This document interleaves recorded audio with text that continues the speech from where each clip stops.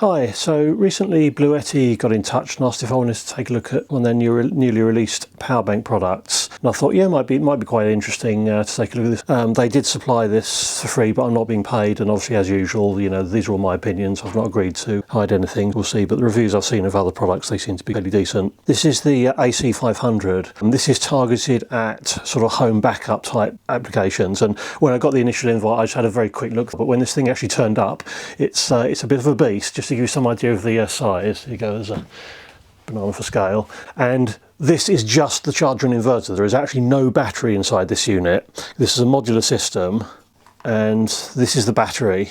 This is a 3 kilowatt-hour lithium iron phosphate battery. These things are very heavy. The AC500 is about 30 kilos, it's about 65 pounds, and the battery is 38 kilos, about 86 pounds. So these are definitely a sort of two-person lift or a trolley job. And this is the connector that links the two. This is a very chunky cable with connectors that are marked 150 amps, sort of custom connector with sort of two massive grates and power pins and a load of signal connections. And you connect up to 6 batteries into this unit, so you give a total of 18 kilowatt hours. The inverter rating, sort of the headline rating, is 5 kilowatts, but actually if you look at the small print, that only applies if you've got more than one battery connected. With a single battery, the rating is 4.5 kilowatts. But it does have very good overload capability. This is very handy if you're using loads which have sort of high surge currents, like for example air conditioners, fridges, that sort of thing. So according to the manual, it says up to 6 kilowatts for 2 minutes, 7.5 kilowatts for 5 seconds, and 10 kilowatts for 500 milliseconds. So that last figure will be to deal with things like startup surges. And so this is obviously powerful enough to, you know, run pretty much anything you're likely to have in your home. So we'll find some nice heavy loads to give that a test.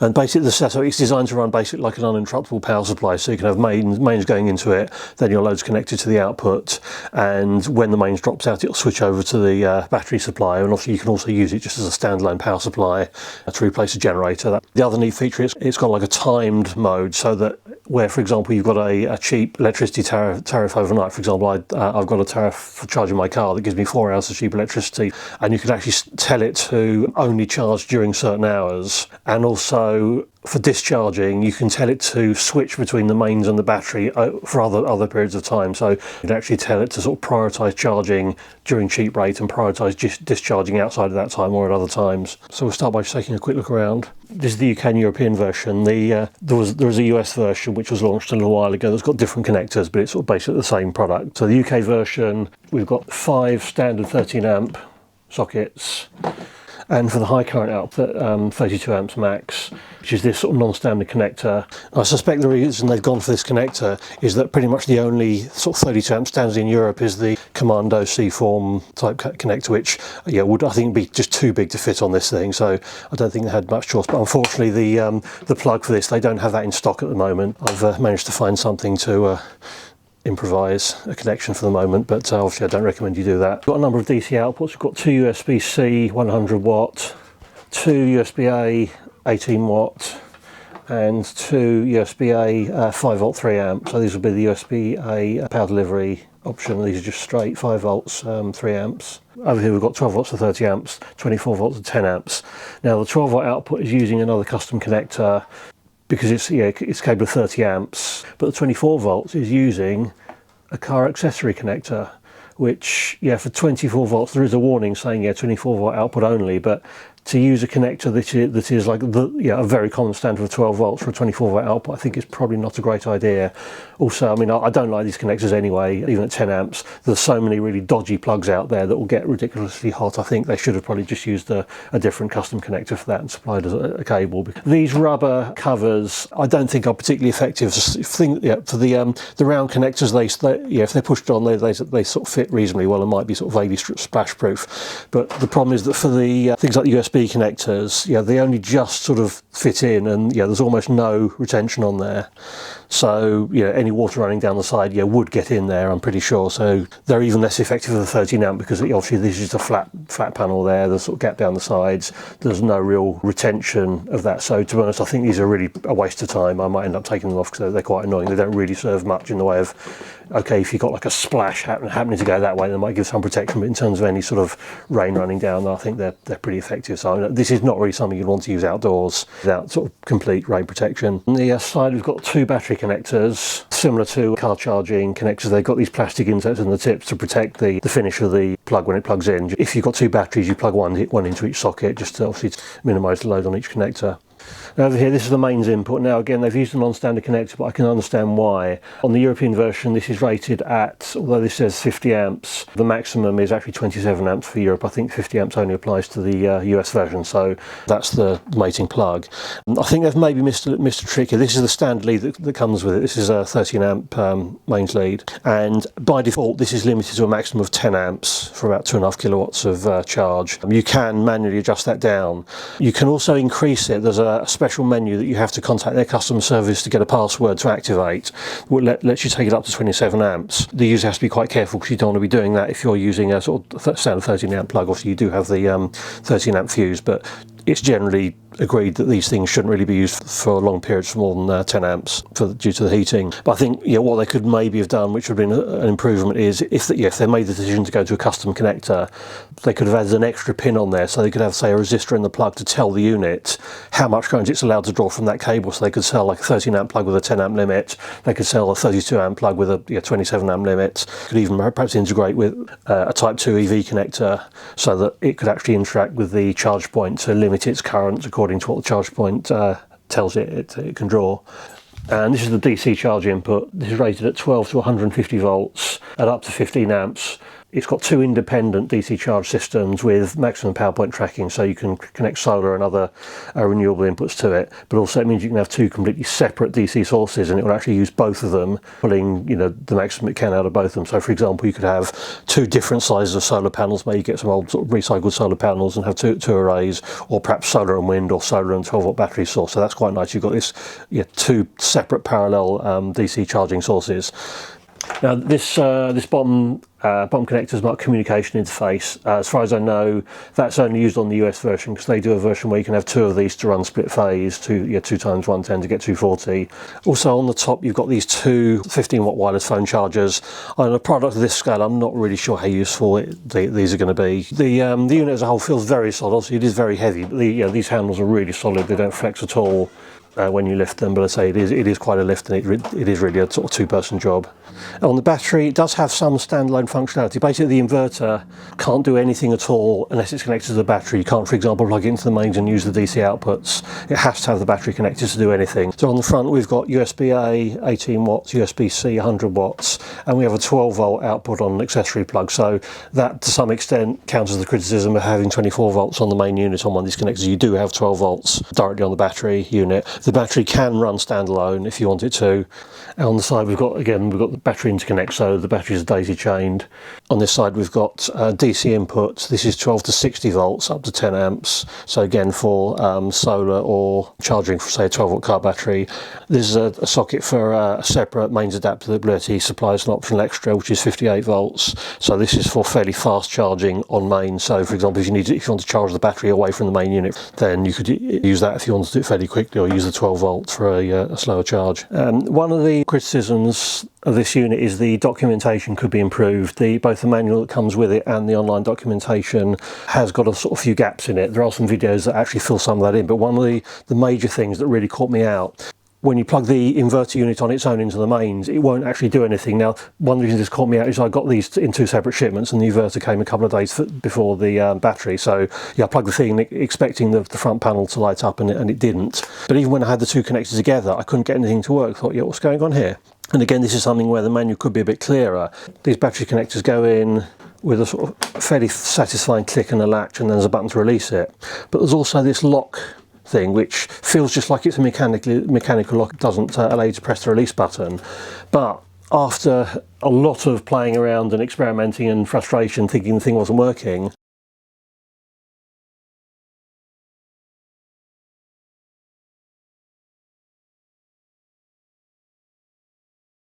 I subsequently figure out this is also a switch, and unless both these connectors are plugged in and these locked, the thing won't turn on. It's definitely something they really ought to make clear in the manual, because I'm sure they must have got support calls saying this thing isn't working, yeah, because this lock switch hadn't been locked. Yeah, all the manual shows is just a picture of this and a picture of this sort of in the lock position. It doesn't give any warning at all that, yeah, it is absolutely essential to have this locked, otherwise the thing won't work. Now, yeah, functionality, I can understand why they did that, because you don't really want to be pulling this thing out while there's 100 amps flowing through the connector, because you get arcing and you damage the connector. So yeah, from a technical point of view, it makes total sense to have this, but just the fact that, yeah, that has to be locked is not entirely obvious. The cables that are supplied with it, the AC500, we've got this standard 13 amp mains plug. There's also this cable for DC charging, which has got their plug on one end and 4 solar type connectors on the other. And they also supply lead for charging from a car, which has got the accessory plug to 2 solar connectors. The B300S battery comes with the battery internet connect cable and a DC cable, which has got connector for its DC input to, again, 2 solar connectors. So again, that can go to a solar panel, or you can use the plug that comes with the AC500 for charging from a car. Now, these are designed such that the AC500 stacks on top of the B300S. I haven't done that just purely because it's so heavy. It's a bit awkward to lift, because I've got it sat on the table. If it was like sit low down, it'd be a bit easier. So I'll just the only way you can actually have these side by side is have the battery sort of facing backwards, because the cable's only really just long enough to do the one on top of the other. Now, these various connectors do look sort of fairly non-standard. This is the mains input one. It does actually say sort of Waveform SP29 series. I've had a quick look. I couldn't immediately find a source for these. Bluetti do sell alternate mains leads, and you can actually, if you want to make up a custom cable, for example, for a charging at high current, these connectors do actually come apart. So worst case, you could just buy a second main cable and sort of solder on your own cable to that. So let's have a quick run through the user interface. There's a resistor touchscreen. I think they've got about the right balance between amount of information versus sort of keeping it simple. So your home screen shows sort of current battery, state of charge, what's coming in on the grid, what's going out on your AC load. Now I've just got a normal sort of domestic appliance plugged into here just to provide some load, the Factotron X-ray machine. And it shows what's coming in and going out of all the ports. So if I give it a DC input, it will show that that's on. It's because it's at 99%, it's not actually going to try charging from that, because it's almost fully charged. And if we had any DC load, it would sort of show that here. You can get a little bit more information. If you go into data, input and output, you can actually see, so for example, it's showing the voltage, input power, also the input frequency. That might be useful if you're perhaps running on a generator. I'd quite like to see a current value in here as well. Okay, you probably don't want to overload the home screen with that extra information, but I think it would be nice to actually add current here as well. And this is running bypass mode, so we've just got mains going in, mains coming out, and that will change if I turn the mains off. Now that will then change to inverter, so it's now running in inverter mode from the battery. I'll turn it back on. And there's a short delay. Obviously, when mains comes back on, it can sometimes sort of flicker on and off and be a bit flaky. So most systems like that will wait a few seconds to make sure the power's stable before turning it back on. And again, the other inputs, it actually splits it as 2. You can actually see the outputs on each port. So total power, 24 volt, 12 volt on the USB. Here you can turn the AC and DC outputs on and off. Obviously, the reason you want to do that is because obviously the conversion hardware in it does take a certain amount of power. So it has got a mode where it automatically switches the inverter off if it sees no load for about 4 hours. Probably the biggest suggestions I've got that they could improve the software on this is, at the moment we're at 99%, we've got the grid connected, but it isn't charging. Now, the reason it's not charging is I've set it to timed mode where it'll only charge for over a certain period of time. I really think they should have some indication on this screen that it's in that mode, and that's why that we're not getting any charge, because again, that's something you might look at this thing and think, well, hang a minute, I've plugged it in, why is it not charging? So just some clear indication here that says it's in timed UPS mode. If we just take it out of that and put it into normal mode, we can now see it's now pulling sort of 1700 watts just to take the battery up to 100%. So on this main menu, we've got AC and DC off to just turn the inputs on, the various outputs on and off. Clicking on these sources will take us straight into the information screen for that source. Just quickly run through the settings. Interesting, we've got AC output and frequency control. Now, I actually quite like this. They haven't said, okay, this is a European, so we're not going to let you do 60 hertz. Now, this isn't going to be very useful for most people, but generating a decent amount of power at 60 hertz in Europe is actually quite difficult. So if you've got things like equipment that needs 60 hertz, or like me, if you're doing development work a few years ago, I had to do some development work on a capacitive dropper circuit that was going to be used on 110 volt 60 hertz. It actually turned out quite difficult to get like a nice sine wave 60 hertz source. So yeah, for that little niche application, this would actually be quite a nice solution. Again, because this is Europe, we've got the choice between 220, 230, 240. Obviously in the UK we've got 240 because that's obviously the best voltage. The DC input sources, now that for each of the two inputs there's two different modes. Now again, this is somewhere where the manual isn't as clear as it could be. What these do, basically you've got PV, photovoltaic or others. In PV mode it uses a maximum power point tracker and it can charge it up to I think about 15 amps. On others this is intended for things like car charging. As far as I can tell doesn't do the power point tracking, but also it limits the charge current to 8 amps. Eco mode, this is something which isn't very well explained in the manual, but this manual does tell you what it does. It simply means that if there's no AC output it will just turn the inverter off after 4 hours. And got a working mode, so there's 4 different modes. Standard UPS is simply mains out, switch directly from the mains input. It's not like an online UPS where it's always running the inverter, and then it will just switch over to the mains input when the power goes out. Time control, you can set up a schedule of whether it's a charge or discharge period, start and end time. So you can say, in this case I've got it to charge from half past midnight to half past 4, which is my cheap rate, and then the outputs you can just get to switch it over from incoming AC to battery at certain times of day. We've got PV priority, which basically prioritises your photovoltaic input. So again, there's a bit of an explanation here. And customised, again, there's not a huge amount of information, but I think basically it's a combination of the two. So you've got state of charge and time setting. I've not really explored that. I think that's basically a combination of the PV priority and the timed mode. Silent mode, this will limit the charge rate so that it doesn't have to turn the fans on when it's charging. Okay, maximum current settings. Now basic mode, this lets you set the input mains charge rate. So you can set it to between 3 and 10 amps. For the European version, it only goes up to 10 amps. But you've also got advanced mode, which basically is sort of gives you this disclaimer. This allows you to increase the charge rate over 10 amps. And you have to type in a password. You get that from customer service. I don't know if that's a global password or something that's tied to your serial number. Now I think the high current input option may only be useful with multiple batteries, or possibly even only in pass-through mode. I actually connected the 32 amp plug up to their connector on their mains lead and set the current up to 23 amps via the password, but I'm still only seeing 1600 watt charge rate. I just connected this 1 kilowatt 48 volt power supply to the PV inputs, and when I turn that on we can see the power increasing from the PV input on the left, but the mains charge input is decreasing. So it looks like it's sort of just trying to maintain that 1600 watt charge limit, but I don't think it's a particularly big deal. I mean, with one battery that's probably a 2-hour charge. Now I've just noticed something interesting. All the times I've used this before, I've never seen a charge rate over 1.6 kilowatts, but now it looks like it's maxing out at the full 10 amps at 2.4 kilowatts. The only thing I think of, the battery probably is quite warm, which might make a difference. I wonder what happens if we set that charge limit to a higher value now. So now it is actually charging at 5 kilowatts, which I've never seen before.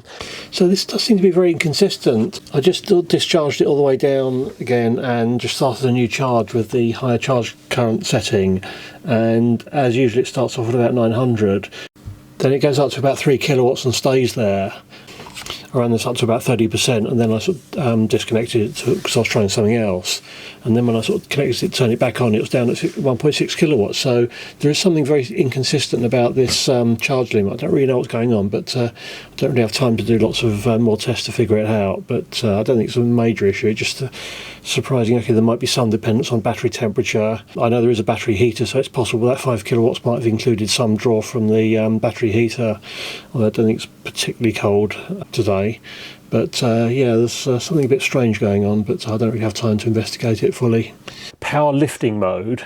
Now this is a special mode which allows you to run higher powers into purely resistive loads. So I think what this is going to do is use something other than a pure sine wave. We'll have a look at the waveforms later and see what it actually does. Deep discharge. Now this is like an emergency thing. So if the battery is at its nominal 0%, it will allow you to actually run it even lower than that, because obviously 0% will have a certain amount of margin below, so you can only use it when the battery is at 0%. So you have to wait till the battery is completely flat and then enable this mode just to squeeze a little bit more out if you've got an emergency situation. But say it does say it will reduce the lifespan, and please only use it in emergency. Right, Bluetooth. Now this has got a local Bluetooth connection and a Bluetti app, and the Bluetooth app basically lets you do everything you can do from this user interface. So we can see we've got the state of charge, we've got all the same data we've got on the home screen. This will echo any state of there can be a bit of a delay, so the grid comes on, and again this should update. Yeah, so this is now updated, showing we've now got the grid on. I can, for example, turn the AC on remotely. So obviously for a thing as big as this, you might have this like under the stairs or somewhere out of the way, so having a different remote control is sort of quite nice. And I think pretty much all the settings are available in both interfaces. Yeah, the user interface looks slightly different, but I think, yeah, pretty much everything is the same in terms of what you can do. Now it's also got Wi-Fi. To use this, you need to set up an account on Bluetti's server. So this basically talks to your own local Wi-Fi. You need to use the Bluetooth connection to actually set this up in the first place, to tell it your Wi-Fi credentials. But once that's set up, you've basically got that same interface that you have on the app from anywhere you've got an internet connection. You've got full remote access from pretty much anywhere in the world. The interface looks exactly the same as when you're connected by Bluetooth. It's a little bit more laggy, but you've got exactly that same functionality. So you've got sort of full remote functionality. Obviously, you do have to have the account on the Bluetti server. So if that goes away, that aspect of it might stop working. Now the app has been updated in the last few days since I shot that last piece. And one thing you can now do is you can actually name the units. Before you could only access it by serial numbers, and you've got a display showing sort of basically the same information that you've got on the display. You've got the choice, you can connect either through Bluetooth or through the internet, and so you've got the controls. So for example, I can turn the AC off remotely. This just gives you information about all the various batteries. Obviously, you've only got one battery connected. It might be nice if it just didn't show you this information for the batteries that aren't actually there. Just shows sort of state of charge. Not quite sure what battery parallel here means. And the other thing you can do is you can say share device, so you can have multiple users all able to access the device over the internet, which might be useful. But the rest of it's pretty much the same as the settings we've got on the front panel. Two things this doesn't seem to do is display or allow you to clear alarms. The previous app had an option to check for firmware updates and update them. Now I'm not seeing this anywhere here, so maybe it does this automatically, or pops up something when it connects to tell you when new firmware is available. So let's just try loading this up, make sure it does actually do what it's supposed to. It sort of feels kind of wrong plugging a kettle into an inverter, but let's give it a go. So this is a proper British kettle with 3 kilowatts of boilie power and a microwave oven. So total this should pretty much max out the inverter. Turn the kettle on, turn the microwave on. So this is running off main, so okay, we're making our dinner, got a power cut, so we're now running off the battery. So there is a very slight dip when it switches over. Again, we'll look at the waveforms of that. So now we're running 4.3 kilowatts out from the battery. We've got nice stable 240 volts coming out. And I mean, the inverter fan hasn't even turned on yet. I'm sure the fans on this are going to be temperature controlled. But it seems entirely happy with that, as of course it should be. That hum you're hearing is the microwave, not the inverter, incidentally. That screen going off, that's just the screen timeout. Yep. Nice. And that little session's just taken 5% out of the battery, which probably works out about right. It might be nice to have some sort of kilowatt hour display on this as well, but it's not really necessary. It's just me wanting all the figures. It might be nice to have some like statistics information, like total amount, charge, discharge. Yeah, if you want to look at the performance of your PV system, that might be quite nice. Nice extra thing to do. Don't know if they're going to do that. And something I was wondering was what happens if you set the output to like a different voltage or frequency. How does it actually behave? So this is currently set to 60 hertz. So for example, I'll turn the output on. So we're outputting sort of 240 volts or 60 hertz. There's no incoming lines. If I turn the grid input on, it won't actually charge. It will just sit there twiddling its thumbs, doing nothing. If I turn the AC output off, it actually gives an alarm. It says grid frequency low. It still works. It just gives this alarm to let you know, but it won't charge at 50 hertz and output 60 hertz continuously. Right, it does seem to behave reasonably well. I've just connected it through a variac so I can adjust the voltage. So under voltage, so going down, sort of down under 200, it still seems sort of reasonably happy. It looks like it's regulating for constant current because as I'm reducing the voltage, the wattage is going down, so it's not trying to maintain constant charge power, so it's probably just limiting it to that 10 amp setting, which is what you'd expect. Now as we increase it, so now it's dropped out to 52. This is currently set to 220 nominal in the settings, and we're getting that alarm. But if I go back down again, it does restart, so it will, it doesn't just drop out and then give up. It does recover once the mains voltage goes back into range, so that's sort of fairly reasonable. Obviously there's quite a few sort of other use cases other than home backup for a product like this. One that comes to mind is sort of EV rescue charging, because you can potentially get up to about 20 amps out of this. It will be viable as to, if you've got a friend who's got an EV that's run out of charge, sort of take this out and give it a recharge in a fairly sensible amount of time. So if you can output at say 4.5 kilowatts, that would drain this battery in maybe about 40 odd minutes, probably give you a fairly decent amount of range. So let's give that a try. We'll charge this to 100% and then see how many miles we can get on my car just by discharging it completely and see how long that takes. Okay, I'm just going to do a couple of quick tests with a couple of charge units just to make sure they work, because I'm not quite sure how this thing handles earthing, and some chargers are a bit fussy about their earthing arrangements. So this is the Hyundai stock granny charger, which is set at 10 amps. So I'm just going to turn the AC on via the app. Seems to be quite happy. And let's look, it's charging at 2200 watts. Right, now I've set up the Zen car unit, which I looked at quite a while ago. Now, just out of curiosity to see what happens, I've set this to 32 amps, so this should cause the unit to trip out or overload. But let's see what it actually does. It might take a few seconds for the car to actually ramp up to that amount of power.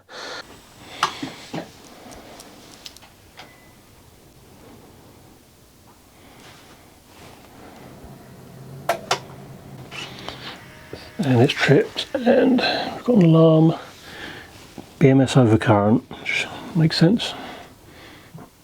Interestingly, it's not letting us clear that alarm. Okay, the alarm seems to have gone away now. We've power cycled it, and we can turn the AC on again. Okay, so it seems to need a power cycle to recover from an output overcurrent. One thing I did notice on the Zen car is it's showing this earth warning symbol, because it's probably doing a simple earth loop impedance test to see if it's got any continuity between the neutral and earth, which you'd normally expect on a main supply.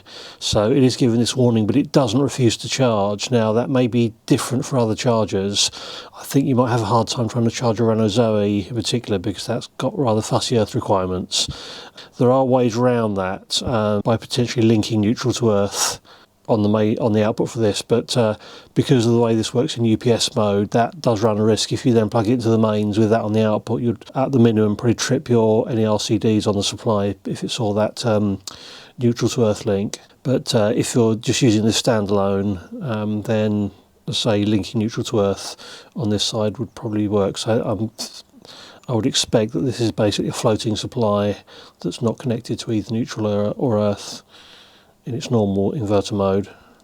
So a simple way to fix that issue, so on the Zen car it's not a problem, but so you might find you have a charger where it will actually refuse to charge if there's a ground fault. For example, my open EVSE will actually cut out. You can disable the ground check, but by default it will actually shut down after a minute or two with that ground problem.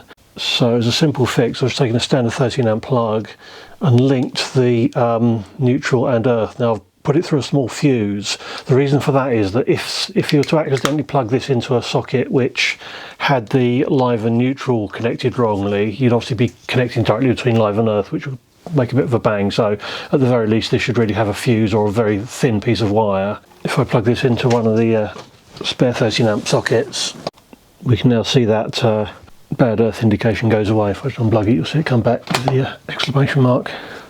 Now the only problem with that is that if you accidentally left that in and then plugged it into the mains, because there's always a small amount of voltage between neutral and earth, that would generally trip an LCD that this is plugged into. So if I just plug this in now, because this is in UPS mode, it'll switch over to live mains after a few seconds, and bang, it's now tripped the breaker. So let's just try emptying this battery into my car. We've currently got 160 miles, 64%. So for this test I'm going to use my Open EVSE charger. The reason for that is I can set the current to anything I like, so I've set this to 18 amps to keep under the 4.5 kilowatt limit. Okay, starting at 100%, let's see what happens.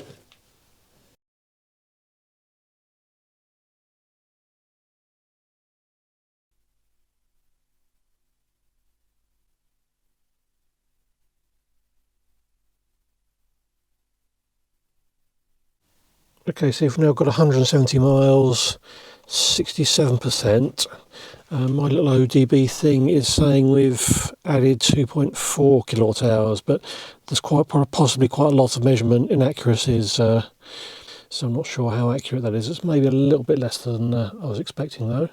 Now the inverter seems to have just shut down and turned itself off. It might be nice if it kept the display going to let you know what's happening. We've now got the display back showing 0%.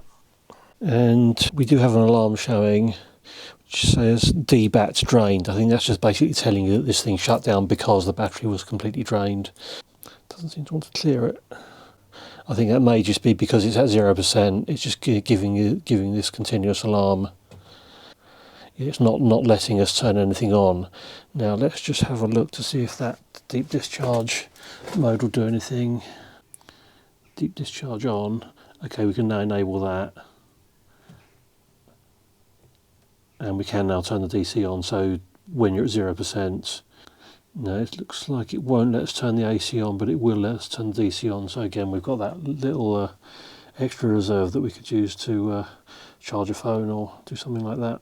Okay, charging at 18 amps, it charged okay, but it did seem to heat the battery up quite a lot. It took about 2 hours before it would accept the charge again. It was saying BMS over temperature. So let's try charging just with a standard Hyundai granny charger at 10 amps. Again, this is from 100% on the Bluetti battery. We're starting off at 76 miles, 32%, so charging at about 2.2 kilowatts.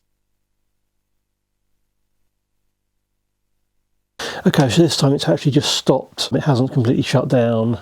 We're sort of just showing 0%. That took about an hour and 20 minutes. And again, we've got a D battery drained alarm. And now we've got 85 miles. And 36%. And now let's see if this will just start charging straight away. Yeah, we've got no temperature alarms here. It's starting to charge. It's limited to 900 watts, but I think that's because it's at a very low state of charge. I've noticed that before, is that when it's starting from 0, the rate of charge is a little bit on the low side. It looks like using it as an EV rescue is sort of feasible. We seem to be getting about sort of 2.5 kilowatt hours out of it. Obviously, we're going to have some inverter losses and some onboard charger losses in the battery, so I'm not going to go into do any sort of super detailed efficiency measurements.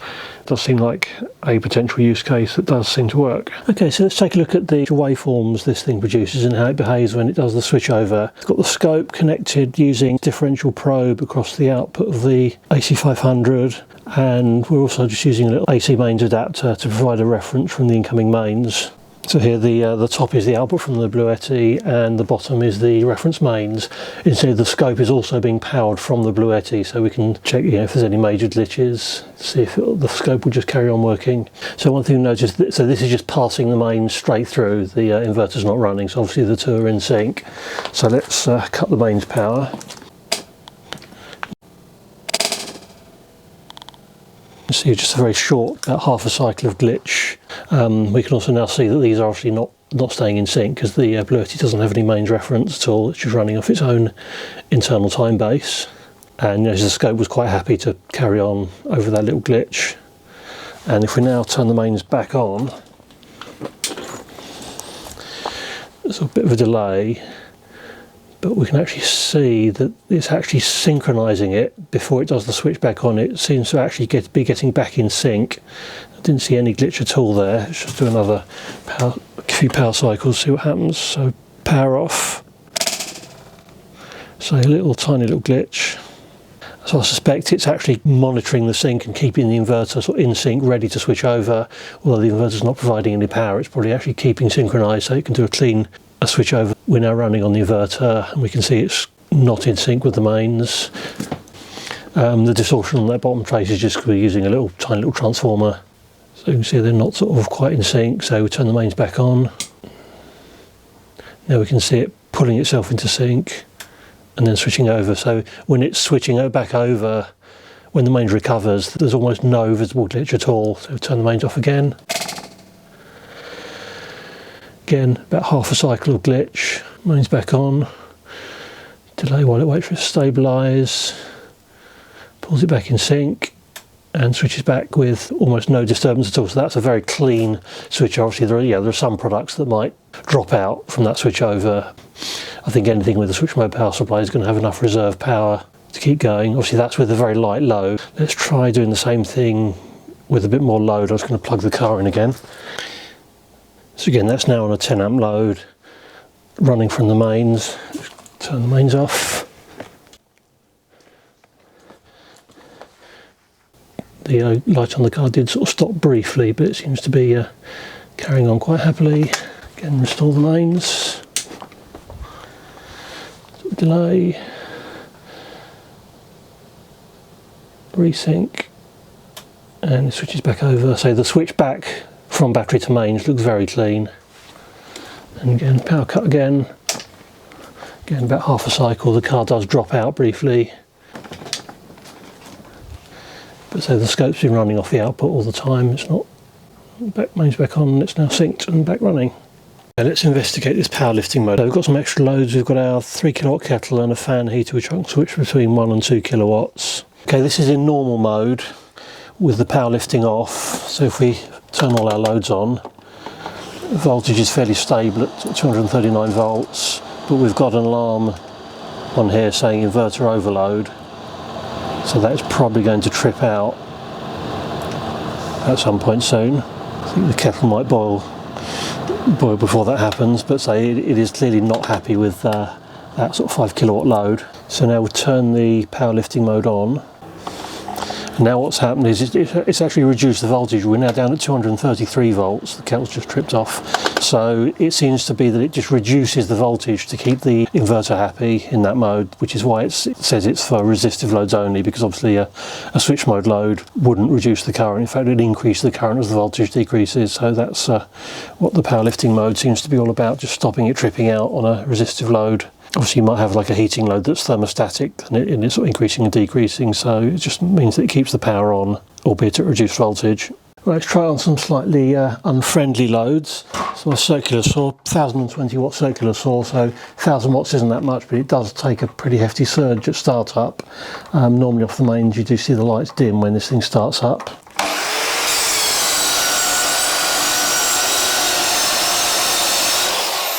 Yep, quite happy with that. Those of you who have been following me since long before YouTube might remember this.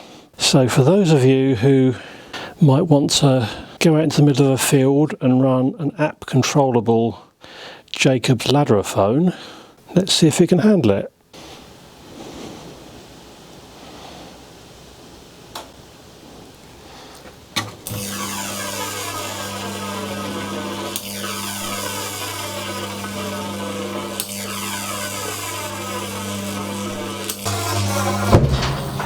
And of course, let's not forget our favourite handheld, not at all sketchy arc welder.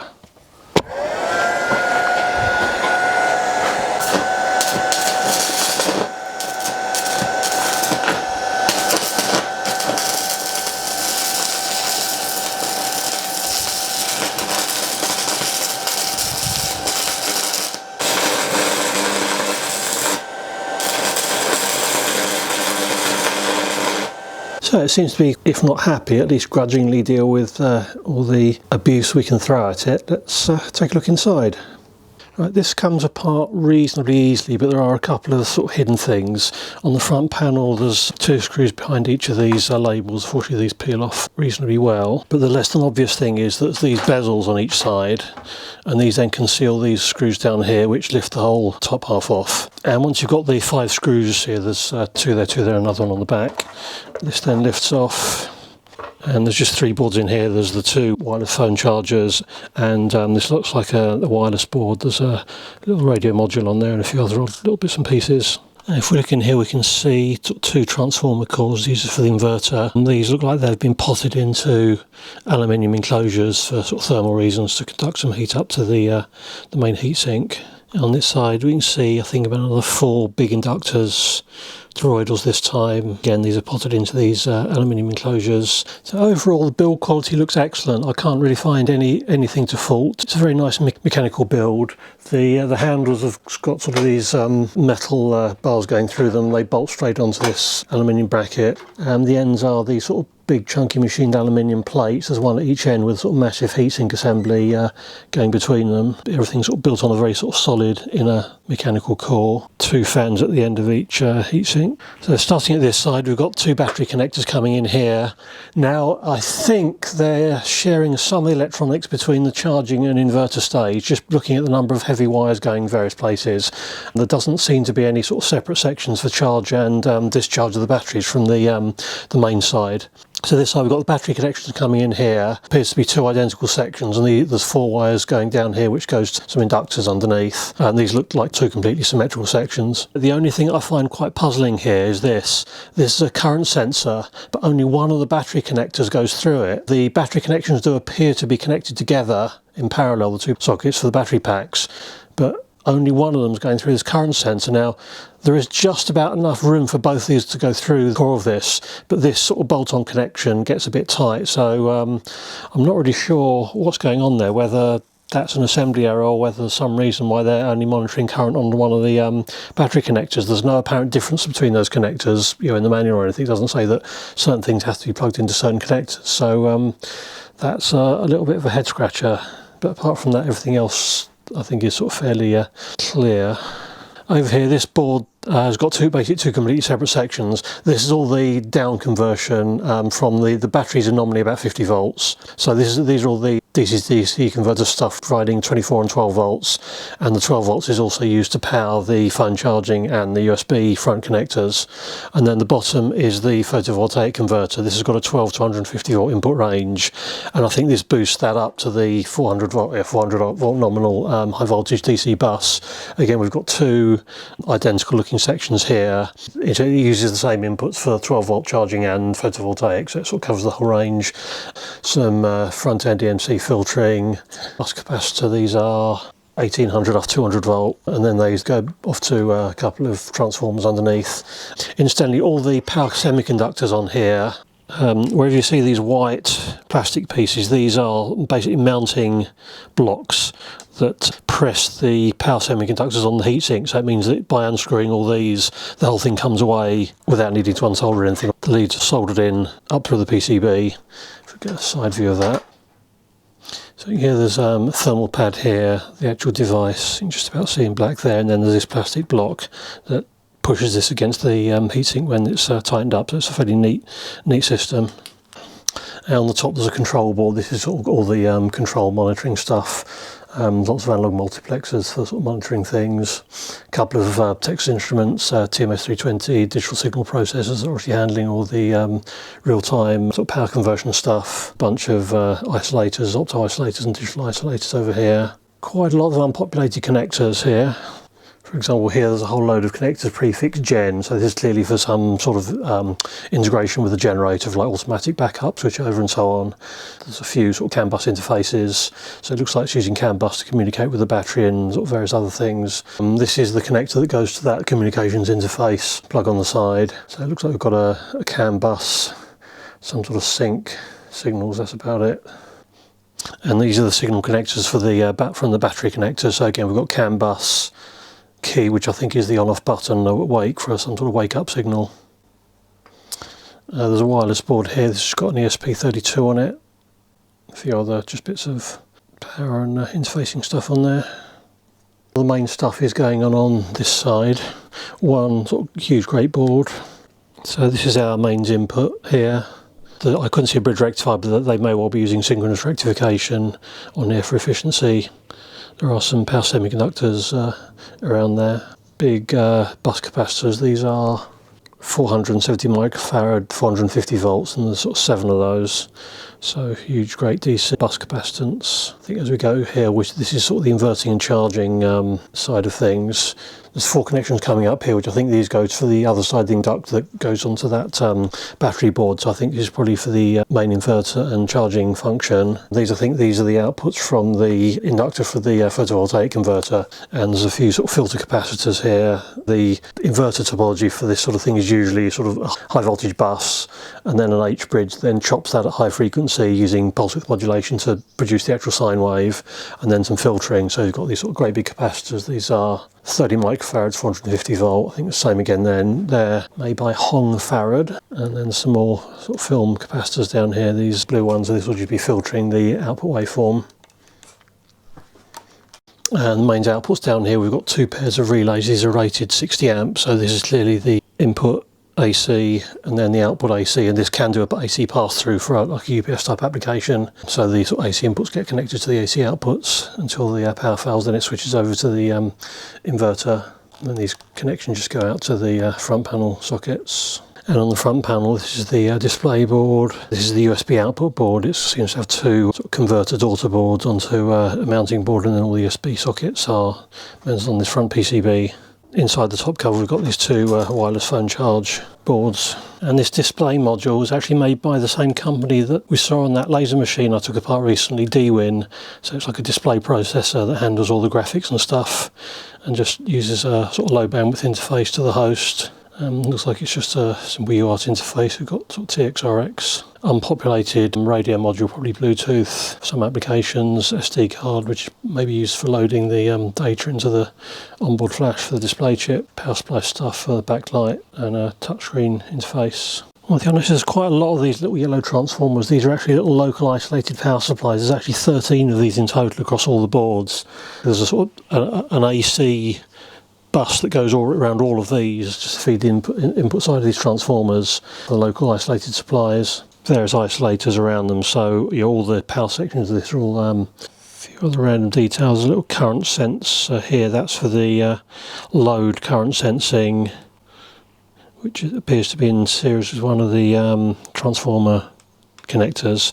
As far as I can tell, without actually tracing it in detail, for the charging and the inverter, I think they are using the same inductor but possibly different semiconductors on one or both sides of it, because of course a synchronous rectifier and an H bridge are basically the same thing, just depending on the drive signals. So I think they're sort of being sort of fairly clever and sharing certain inductors, and may well be some of the semiconductors as well. But overall, the build quality of this is sort of very nice. All the heavy bits and connectors have got goop on it, as you'd sort of normally expect to see.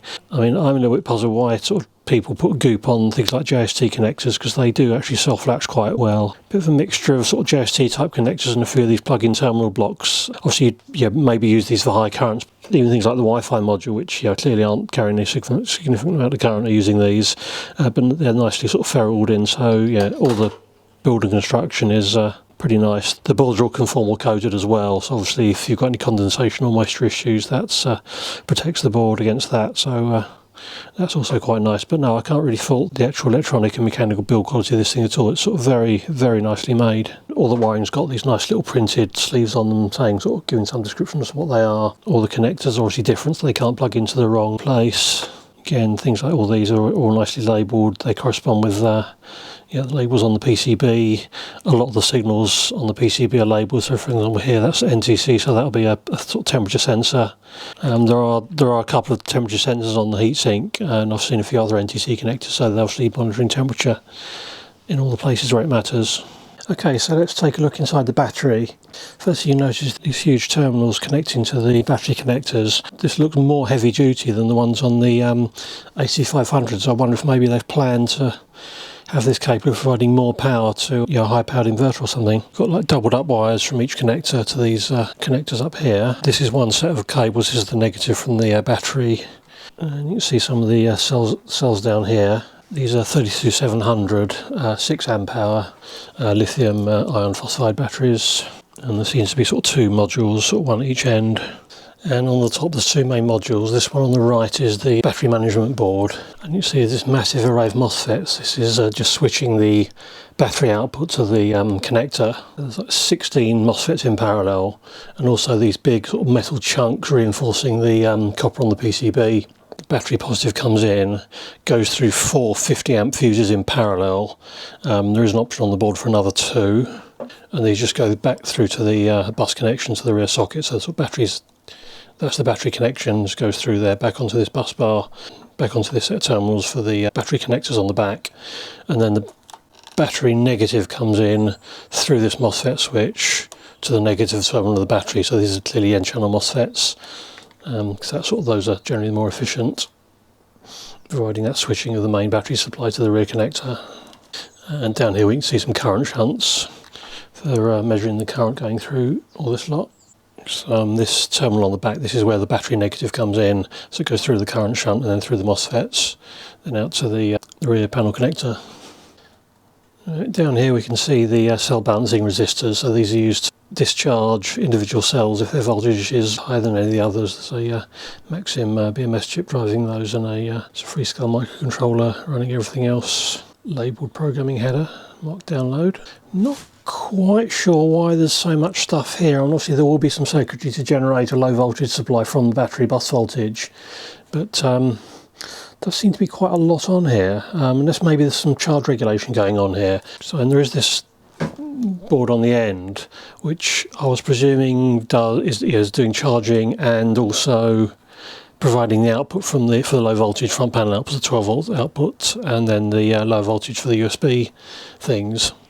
Just sort of looking where this is connected into, it seems to have sort of a couple of connections for battery supply. So I was assuming, one was the charger, and one was the and that sort of seems consistent with the sort of size of the components on here. Totally sure why there's just so much stuff on here. But again, perhaps this is doing charge regulation, because there's also a 52 volt charge input. They supply an external mains adapter for sort of reasonably fast charging at like about sort of 500 watts for these, if you want to charge these on their own away from the AC500 unit. And the front panel board's fairly straightforward. Again, we've got the same board that we saw on the other unit, sort of sub board for generating all the various USB supplies. They're just sat in a different carrier board with the power switch sitting through it. And again, this is sort of very solidly made, this big chunky aluminium sort of machine piece. It's probably an extrusion. This goes all the way down to the bottom. Obviously there might be a stack of several of these, and these things are very heavy, so this needs to be nice and solid and chunky to just stand the weight of everything. Just the connector for all the individual cell voltages on the battery pack. I might have figured out what some of this is. This thing does actually have a heater on the battery, so it can charge in sub-zero temperatures. Apparently lithium iron phosphide cells don't like being charged in the cold, so when this thing's got the mains adapter power supply, this can actually heat. You can see the edge of the heater there. The wires from there go back to here, so there's two MOSFETs down here which will be switching the heater supply. Maybe this is a buck converter to convert the charging supply down to whatever the heater wants. It's a 15 amp fuse in series with the heater supply there. And again, very nice build quality, really nothing to complain about there. I think this is slightly more complicated than I first thought. I think this is sort of a bidirectional switch, because of course the external connector could be charging or discharging the battery. What's a little bit puzzling is to say this board here, which I sort of think is the charger for its internal charging from the 12 volts or from the sort of PV 12 volts or the 58 volt mains adapter. There is a current sensor there which is obviously monitoring some charge current, presumably from here. But I wonder if maybe this is so that it can tell if it's being charged externally as well, because I think this has the ability to charge simultaneously from multiple sources, but obviously needs to make sure that it keeps the charge current monitored and under control. So without going into sort of too much detail, so I think that's probably what's going on here. Incidentally, one reason for using these bus bars, obviously it increases the current carrying of capability of the PCB, but unlike the other unit which had like very thick copper, probably 4 ounce. You can usually tell if you run your fingernail along the edge of a trace, you can usually get some idea of how thick it is. You can't do thick copper on a board that's also got fine pitch, because the aspect ratio that the traces becomes a problem for the etching process. If you've got like really thick copper, for example, for like a fine pin, you'd end up with like a really tall piece of tall thin piece of copper, and that doesn't really work. Heavy copper boards aren't really compatible with fine pitch, so that's one reason for this reinforcement. But I think also this looks like it's designed for higher currents than the AC500 supports. So maybe they're just sort of looking at future-proofing for other applications. So all in all, I think this is a pretty decent unit. Yeah, very well made. I can't really fault any of the construction. Yeah, really the main issues are just a few sort of holes in the documentation, one or two minor things that could probably be improved with firmware changes. In general, it's done everything I've asked it to do. It doesn't appear to be freaked out by any peculiar loads. The switch over is probably about as clean as it could be, without being a true online power supply. So, if you've got a use for this type of thing, then definitely worth consideration. There's a link down below. This is initially being sold through an Indiegogo campaign, and there's links to that and the manufacturer's website below. So go and take a look at that if you want to investigate this further. I probably will be doing another video at some point in the future about integrating this into home main systems with a sort of emphasis on UK installations, but I'm not quite sure when that's going to happen, but something I definitely intend to do at some point.